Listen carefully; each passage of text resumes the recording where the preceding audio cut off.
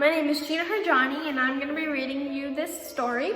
It's called The Lorax by Dr. Seuss.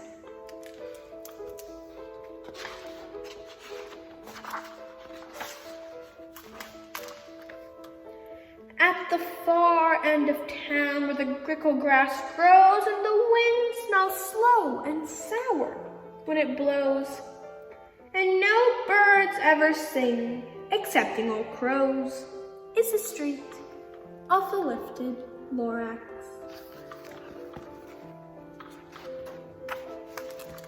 And deep in the grickle grass, some people say, if you look deep enough, you can still see today where the Lorax once stood, just as long as it could, before somebody lifted the Lorax away.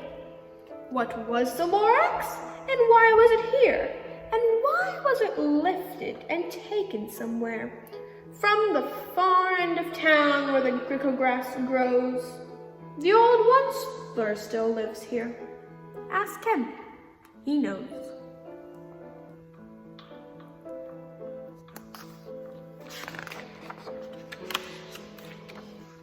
You won't see the Onceler, don't knock at his door. He stays in his lurkum on top of his store. He lurks in his lurkum cold under the roof, where he makes his own clothes out of myth-muffled moof. And on special dank midnights in August, he peeks out of the shutters, and sometimes he speaks and tells how the Lorax was lifted away. He'll tell you, perhaps, if you're willing to pay.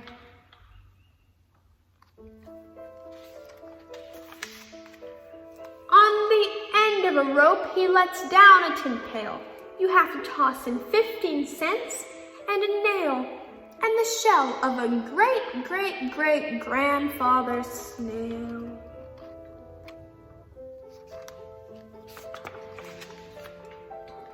Then he pulls up the pail, makes a most careful count to see if you've paid him the proper amount.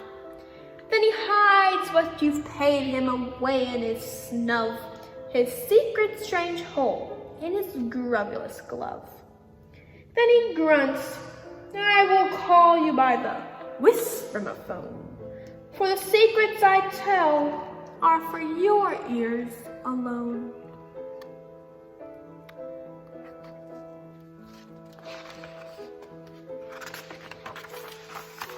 Slap!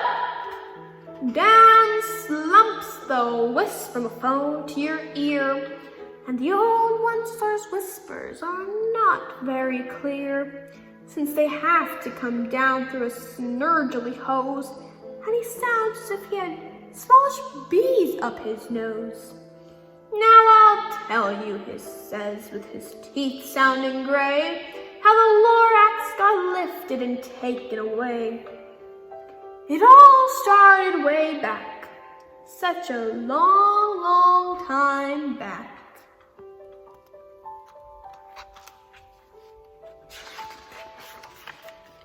Way back in the days when the grass was still green and the pond was still wet and the clouds were still clean, and the song of the swammy swans rang out in space, one morning I came to this glorious place, and I first saw the trees, the truffula trees, the bright-colored tufts of the truffula trees, mile after mile in the fresh morning breeze.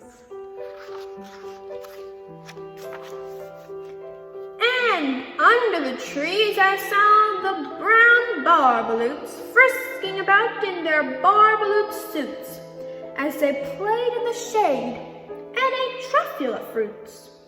From the rippleless pond came the comfortable sound of the humming fish humming while splashing around. But those truffula trees, all my life I have been searching for trees such as these. The touch of their tufts was much softer than silk, and they had the sweet smell of butterfly milk. I felt a great leaping of joy in my heart. I knew just what I'd do. I'd unload my cart.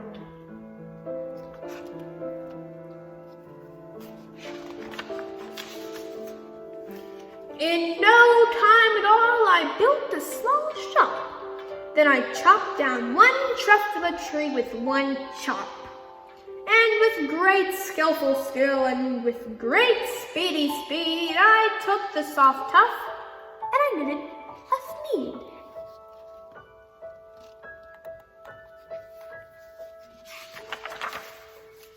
The instant I finished, I heard a gazump. I looked. I saw something pop out of the stump of the tree I chopped down. It was a sort of man. Describe him? That's hard. I don't know if I can.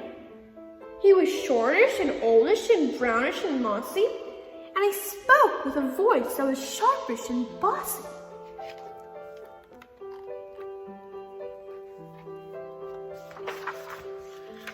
Mister, he said with a sawdusty sneeze, I am the Lorax and I speak for the trees. I speak for the trees have no tongues, and I'm asking you, sir, at the top of my lungs.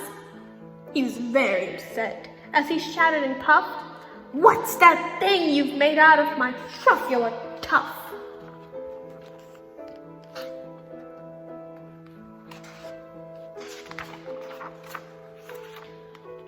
Look, Lorax, I said, there's no cause for alarm. I chopped down just one tree. I'm doing no harm. I'm being quite useful. This thing is a thneed. A thneed. A fine something that all people need. It's a shirt, it's a sock, it's a glove, it's a hat. But it has other uses. Yes, far beyond that. You can use it for carpets, for pillows, for sheets, or for curtains, or for covers, for bicycle seats. The Lorax said, Sir, you're crazy with greed. There is no one on earth who'd buy that fool's need.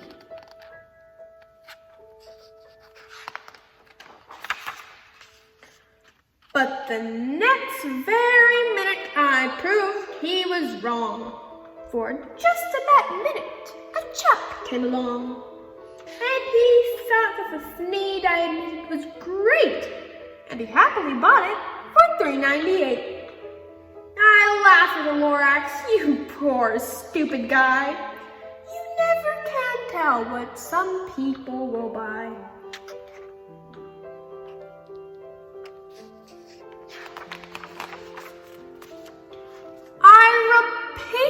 Cried the Lorax, I speak for the trees.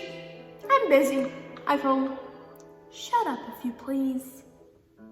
I rushed across the room, and in no time at all, I built a radio phone. I put in a quick call.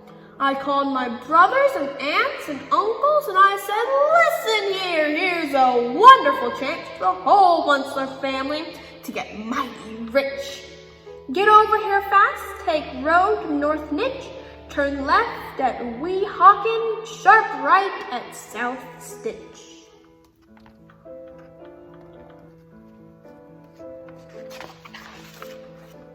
And in no time at all in the factory I built, the whole Onceler family was working full tilt. We were all knitting thneeds just as busy as bees to the sound of the chopping of truffula trees.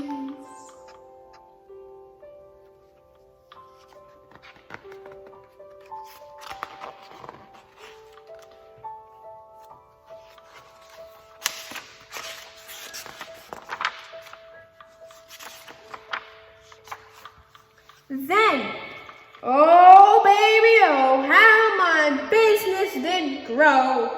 Now chopping one tree at a time was too slow. So I quickly invented my super axe hacker, which whacked off 4 truffula trees with one smacker.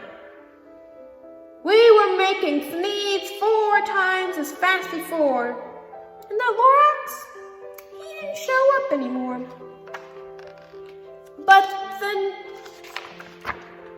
But the next week he knocked on my new office door.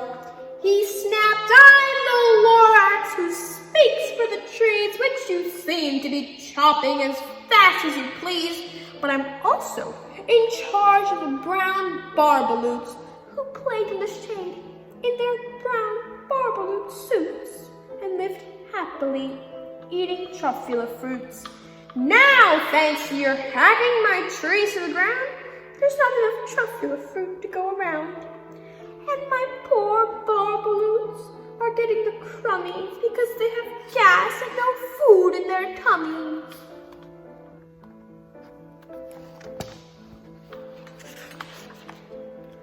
They love living here, but I can't let them stay. They'll have to find food, and I hope they may. "Good luck, boys," he cried, and he sent them away. I, the onester, felt sad as I watched them all go. But business is business, and business must grow regardless of crummies and tummies, you know.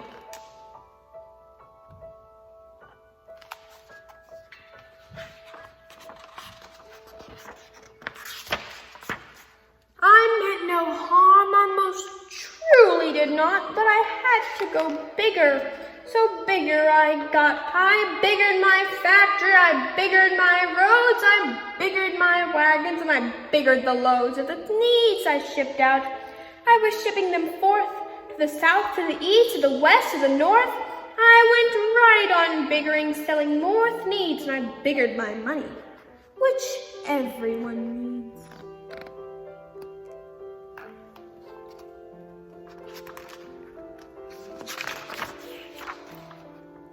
Then again, he came back. I was fixing some pipes when that old nuisance Lorax came back with more gripes. "I am the Lorax," he coughed and he whiffed. He sneezed and he snuffled and he snargled and he sniffed. "Onceler," he cried with a crufulous croak. "Onceler, you're making such smogulous smoke. My poor swami swans, why they can't sing a note. No one can sing who has smog in his throat."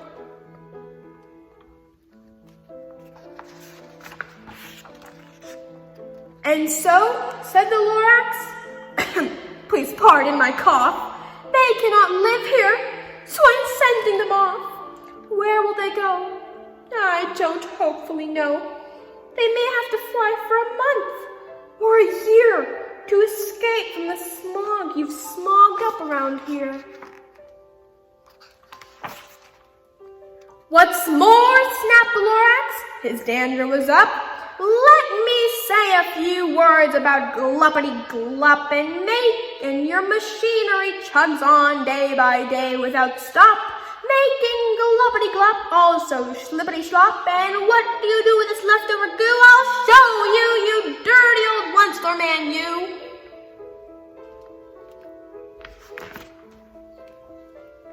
"You're glumping the pond where the humming fish hummed. No more can they hum, for their gills are all gummed. So I'm sending them off. Oh, their future is dreary. They'll walk on their fins and get woefully weary in search of some water that isn't so smeary." Then I got mad. I got terribly mad. I yelled at the Lorax, "Now listen here, Dad. All you do is yap, yap, and say, bad, bad, bad, bad. Well, I have my rights, sir, and I'm telling you I intend to go on doing just what I do. And for your information, you Lorax, I'm figuring on biggering and biggering and biggering and biggering, turning more truffula trees into needs, which everyone needs."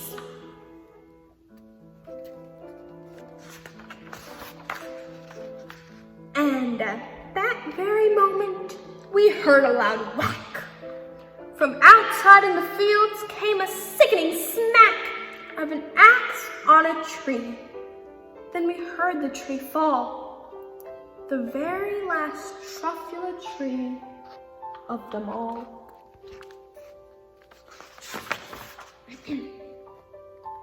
No more trees, no more needs, no more work to be done. So in no time, my uncles and aunts and everyone all waved me goodbye. They jumped into my cars and drove away under the smoke-smothered stars. Now all that was left neath the bad-smelling sky was my empty factory, the Lorax, and I. The Lorax said nothing, just gave me a glance, just gave me a sad, sad backward glance, as he lifted himself by the seat of his pants, and I'll never forget the grim look on his face when he hoisted himself and took leave of this place through a hole in the smog without leaving a trace.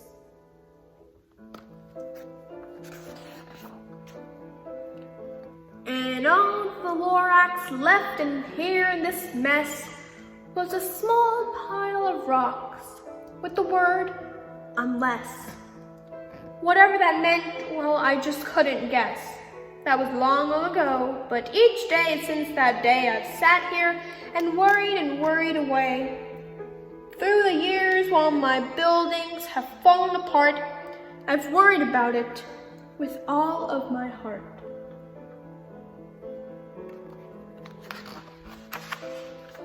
But now, says the Onceler, now that you're here, the word of the Lorax seems perfectly clear. Unless someone like you cares a whole awful lot, nothing's gonna get better. It's not.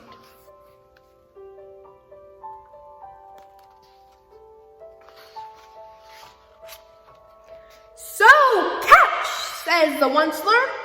He lets something fall. It's a truffula seed, the last one of all. You're in charge as the last truffula seeds, and the truffula trees are what everyone needs. Plant a new truffula, treat it with care.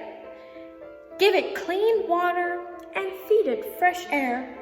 Grow forests, protect it from axes that hack. Then the Lorax and all of his friends may just come back. Thank you.